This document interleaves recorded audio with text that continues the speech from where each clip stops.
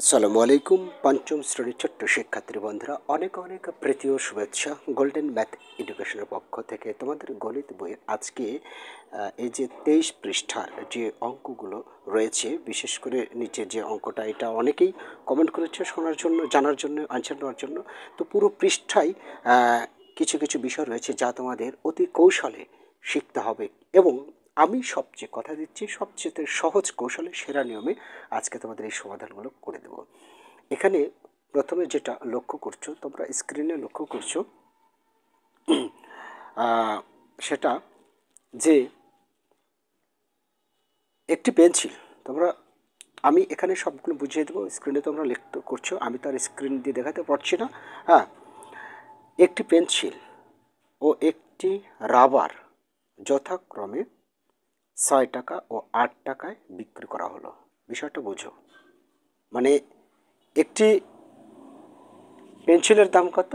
একটি পেন্সিলের দাম হচ্ছে 6 টাকা, আর একটি রাবারের দাম হচ্ছে তোমার 8 টাকা।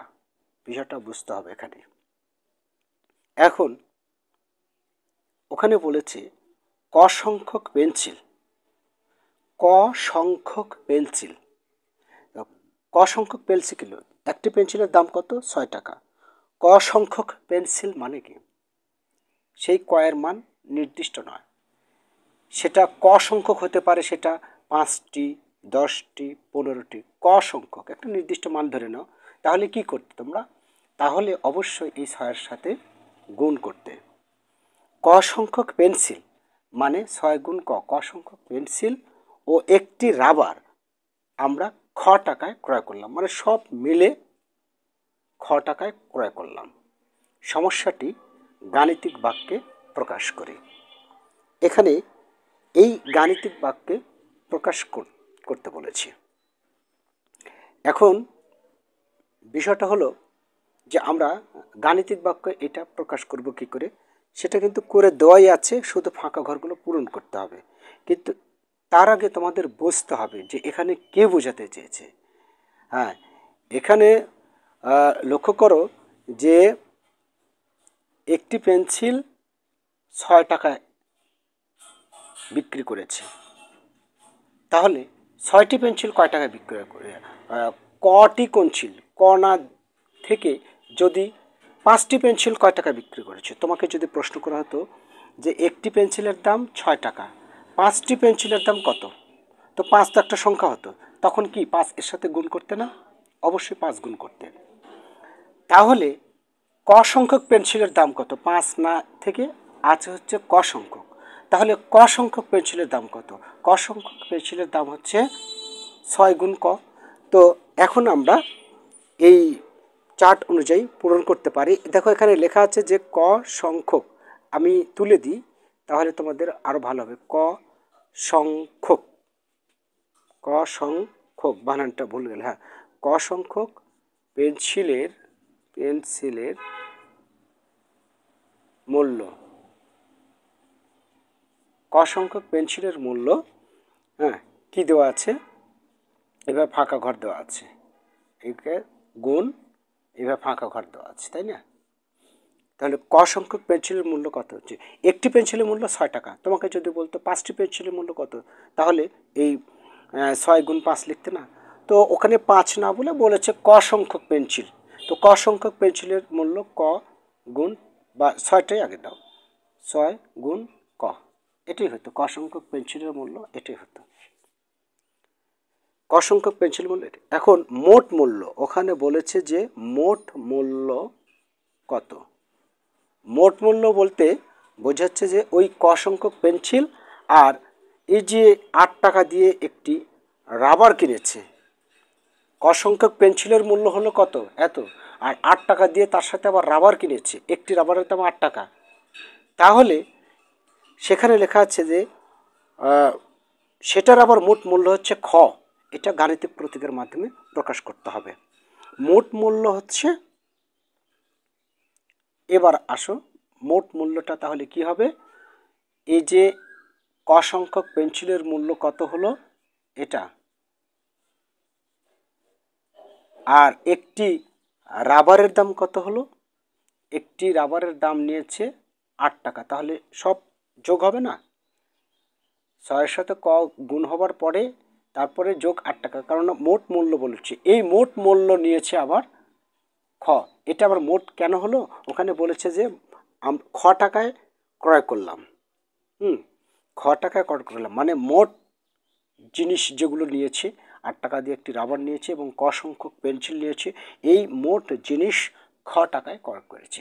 সো এটা সমান সমান হচ্ছে খ টাকা। আশা করি বুঝতে পেরেছি বিষয়টা, তাই না?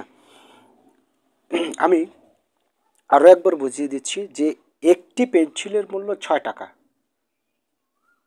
একটি পেন্সিলের মূল্য 6 টাকা। এখন ধরো তোমাকে বললো 5টি পেন্সিলের মূল্য কত, তাহলে 6 গুণ 5 লিখতে। তো ওখানে না বলে ওখানে বলেছে ক সংখ্যক পেন্সিলের মূল্য, তার মানে ক দিয়ে গুণ। তাহলে এটা গেল পেন্সিলের মূল্য, এই পেন্সিল মূল্য। এবং মোট মূল্য যদি বের করতে চাই তাহলে পেন্সিলের মূল্যের সাথে যোগ দিতে হচ্ছে আরও 8 টাকা, কেননা 8 টাকা দিয়ে একটি রাবার কিনেছি। এই মোট মূল্য আবার সব মিলে খ। ওখানে খ হবে কেন? কারণ অঙ্কে বলেছে আমরা খ টাকায় ক্রয় করলাম, মানে সব কিছু, এই ক সংখ্যক পেন্সিল, এই ক সংখ্যক পেন্সিল আর রাবার সব কিছু মিলে খ টাকা দিয়ে ক্রয় করেছি। এই মোট মূল্য হচ্ছে এটা। এটা হচ্ছে গাণিতিক বাক্য হয়ে গেল, ঠিক আছে? গাণিতিক বাক্যে প্রকাশ হয়ে গেল। এখন তোমরা একটা জিনিস লক্ষ্য করছো, কিছু ঘর রয়েছে, একটা ঘর দেখতে পাচ্ছ যে কয়ের মান যথাক্রমে 5, 10, 15 এবং 20 হলে ক্ষয়ের মানগুলো কি হবে? কয়ের মান যথাক্রমে 5, 10, 15 এবং 20 হলে ক্ষয়ের মানগুলো কি হবে? ক্ষয়ের মানগুলো বের করে নিচের খালি ঘরে লেখো।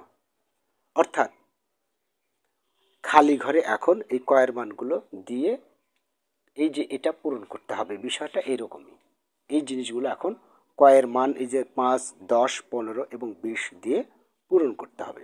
তো ওখানে যেহেতু করাই আছে, আমি বোর্ডে আবারও তুলে নিচ্ছি। তোমরা এই যেভাবে করা আছে যে এটা ক সমান 5, দেখো 6 গুণ, এবার খালি ঘর দেওয়া আছে, যোগ 8 সমান এই ক্ষয়ের মানটা, এই ক্ষয় এখানে না লেগে ক্ষয়ের মানটা পূরণ করতে বলেছে, ঠিক আছে? কারণ এখানে খ হবে, তাই না? তো কত হচ্ছে? কয়ের মান প্রথমে কত ধরতে বলেছে? 5 ধরতে বলেছে, তাই না? 5, 10, 15 এগুলো হলে তো কয়ের মান এখানে 5 আমি ধরেছি, কয়ের মান কত? 5 ধরেছি। তো 5 তাহলে এখানে লেখো, তাহলে 5 ছক 30, 5 ছক 30 গুণ করো আর 8, 38, বাস হয়ে গেল 38। ওকে, 38 হয়ে গেল। তারপর ক সমান যদি 10 হয় তাহলে কত হচ্ছে? 6 গুণ এখানে 10 দাও যোগ 8, তার মানে কত হচ্ছে? তোমার এখানে হচ্ছে 6 10 60, 68 হচ্ছে, তাই না? এখন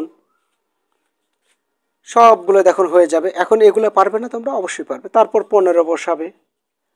6 গুণ এখানে যত হবে তত, এখানে কত হবে? 15 করবে যোগ 8, বাস এটা দিয়ে এটাকে গুণ করবে। এইভাবে ক্ষয়ের মানগুলো পূরণ করবে। আশা করছি পরের দুটো পারবে এবং এটা তোমাদের কাজ। মনে করছো পরে বড় তাই করলেন না, না, এগুলাই যদি এইটুকু বুঝে থাকো তাহলে অবশ্যই বাকিগুলো পারবে। এটা আমার আত্মবিশ্বাস। তাহলে শিক্ষার্থী বন্ধুরা, আশা করছি এই বিষয় তোমরা খুব ভালোভাবে বুঝে গেছো। ওকে, এবার নিচে একটি প্রশ্ন রয়েছে, ভেরি ভেরি ইম্পর্টেন্ট। এখানে তোমরা স্ক্রিনে লক্ষ্য করছো যে একটি বইয়ের ওজন 240 গ্রাম। একটি বইয়ের ওজন 240 গ্রাম। হাকিম এরূপ কিছু বই ক্রয় করে সেগুলো 500 গ্রাম ওজনের একটি বাক্সে রাখলো। বিষয়টা বোঝো, কিছু বই ক্রয় করে কতগুলো ক্রয় করেছে সেটা জানে না, সেগুলো 500 গ্রাম একটি ওজনের বাক্স রাখলো। মনে করো বইয়ের সংখ্যা ক এবং মোট ওজন খ। আবার মোট ওজন খ আমি বলার পরেই তবে এই ভাষাগুলো তোমরা বুঝতে পারবে। এবং এখানে 1 নম্বরে বলেছে ক এবং ক্ষয়ের মধ্যে সম্পর্ক কি তা লেখো। ক এর মান যথাক্রমে 10, 20, 30 হলে ক্ষয়ের মানগুলো নির্ণয় করো। এখানে একটি বইয়ের ওজন, আমি আগে একে বুঝাই দিই। মনে করো এই একটি বই, আমি তো আসলে বইটাকে আঁকতেও পারবো না এইভাবে, তোমরা আঁকবে। মনে করো এই একটি বই, ঠিক আছে, এই একটি বই, এই বইয়ের ওজন হচ্ছে 240 গ্রাম। বিষয়টা খুব সুন্দরভাবে স্পষ্টভাবে বুঝো, আশা করছি বুঝবে। এই বইয়ের ওজন হচ্ছে 40 গ্রাম। এখন তোমাকে বলা হলো এরকম 10টা বই কিনেছে, এরকম 10টা বই তুমি কিনেছো। তাহলে তার মানে কি এই 240 গ্রামকে 10 দ্বারা গুণ দিতে না, এরকম 10টা বই কিনেছো। তো ওখানে না বলে বলেছে ক সংখ্যক বই কিনেছো, তার মানে 10-এর পরিবর্তে ক, তাই না? এখন এই বইগুলো তোমরা 500 গ্রাম ওজনের একটি বাক্স, এখন একটা বাক্সে আবার রেখে দিয়েছে এই বইগুলো। এই আরও বই আছে মনে করো, এই বাক্সে রেখে দিয়েছে। হ্যাঁ, আরও অনেক বই আছে এই বাক্সে, এগুলো থাক যেভাবে রেখে দিয়েছে। এই বাক্সের ওজন 500 গ্রাম, এই বাক্সের ওজন আবার 500 গ্রাম। তাহলে ওদিকে ক সংখ্যক বইয়ের ওজন হচ্ছে এত, আবার 500 গ্রাম। এই সবগুলোর ওজন ওখানে বলেছে মোট ওজন খ, তার মানে এই সবগুলোর ওজন হচ্ছে খ, তাই না? সবগুলোর ওজন কি? সবগুলোর ওজন মিলে খ। তো ক সংখ্যক বই কিনেছে মানে একটি বইয়ের ওজন 240 গ্রাম, আর ক সংখ্যক বইয়ের ওজন তাহলে 240 গুণ ক হবে। আর আবার বাক্সের ওজন আছে 500 গ্রাম, সবগুলো যোগ করে বলেছে মোট ওজন খ। এখন 1 নম্বরে বলেছে ক এবং ক্ষয়ের মধ্যে সম্পর্ক কি তা লেখো। সো আমি লিখেছি ক ও খ এর মধ্যে সম্পর্ক হলো, ক এবং ক্ষয়ের মধ্যে সম্পর্ক হলো, তাহলে সম্পর্কটা কি বোঝাচ্ছে যে তোমার এই যে খ সমান মোট ওজন, বিষয়টা বুঝো। খ সমানটা কি? খ সমান হচ্ছে মোট ওজন, যেহেতু বলেছে মোট ওজন, তা মোট ওজন কত? এই যে ক সংখ্যক বই কিনেছে, তাহলে 240 গুণ ক, আর তার সাথে বাক্সের ওজনটা যুক্ত হবে, যোগ 500, তাই না? এই হচ্ছে খ সমান, এই ক এবং ক্ষয়ের মধ্যে এটাই হচ্ছে সম্পর্ক, ঠিক আছে? আচ্ছা, এখন 2 নম্বরে কি বলেছে, এবারে 2 নম্বরে বলেছে কয়ের মান যথাক্রমে 10, 20 এবং 30 হলে। তো কয়ের মান 10 হলে আমরা লিখি কয়ের মান 10 হলে দেখো খ সমান হচ্ছে তোমার, আমার লেখা হাতের ভালো নয়, খ সমান হচ্ছে 24 গুণ কত ধরেছি 10, এই যে ক এখানে 10 ধরব, যোগ 500, তাই না? তাহলে কত হচ্ছে ক্ষয়ের মান? এই যে 240, মানে এটা দিয়ে এটাকে গুণ করলে 240, আর গুণ করার সহজ হিসাব হচ্ছে 240, এই 24-এর সাথে 100টা বসা দিলে হয়ে যাচ্ছে, যোগ 500 সমান কত? 5 2 740 গ্রাম। ক্ষয়ের মান হচ্ছে এত গ্রাম, ক্ষয়ের মান এত। এখানে গ্রাম টার্ম লেখার দরকার নেই, মান বের করার কথা বলেছে, সো এখানে গ্রাম টার্ম লেখার প্রয়োজন নেই, 740। আবার কয়ের মান অনুরূপভাবে লিখে যেতে পারি আমরা, কয়ের মান 20 হলে, এখন তো পারবে তাই না? 20 হলে খ সমান এই 24 গুণ কয়ের পরিবর্তে লিখবো 20, কেননা 20 ধরেছি, যোগ 500। এখন এইভাবে কিন্তু তোমরা পারবে। তাহলে এটা দ্বারা 24 দুগুণ 48, 240-এর ডাবল এমনিতে বলেছে, যোগ 500 যোগ করে দিলে হয়ে যাবে। যাই হোক, এরকম করে সব পরে একটা 30 আছে, কয়ের মান 30 হলে খ সমান এই 24 গুণ 30 যোগ 500, 500 সববারই থাকবে। 3 24 কত হয়, 24 দুগুণে 48, 3 বিশং 60, 4 বার 72, 72 শূন্য, তারপর 500 যোগ করে যা হোক তাই। আশা করি বুঝতে পেরেছো শিক্ষার্থী বন্ধুরা। তাহলে আজকে 23 পৃষ্ঠা, আগামী দিন ইনশাল্লাহ 24 পৃষ্ঠা সবগুলো করে দেবো। ভালো থেকো, তোমাদের দীর্ঘ জীবন কামনা করে এখানে শেষ করছি। আল্লাহ হাফেজ।